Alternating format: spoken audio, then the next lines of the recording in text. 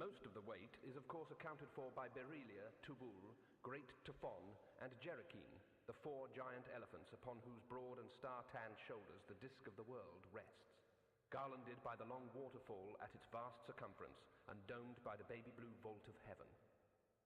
Astropsychology has been as yet unable to establish what they think about.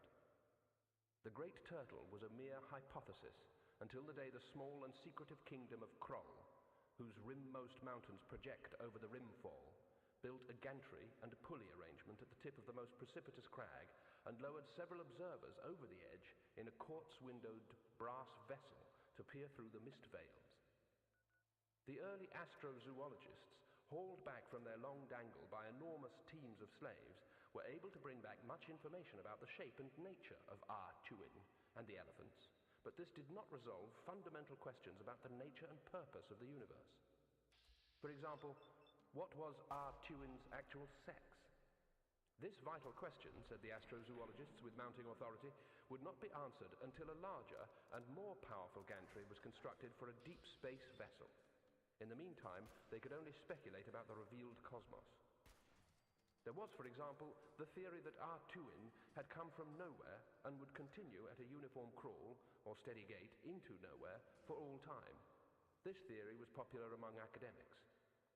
An alternative, favored by those of a religious persuasion, was that Tuin was crawling from the birthplace to the time of mating, as were all the stars in the sky, which were obviously also carried by giant turtles.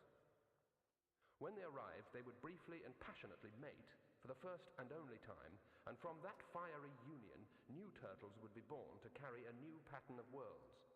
This was known as the Big Bang hypothesis.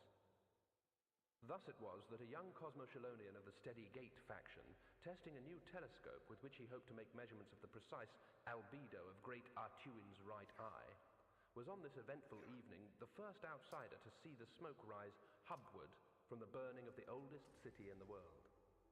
Later that night, he became so engrossed in his studies, he completely forgot about it. Nevertheless, he was the first. There were others.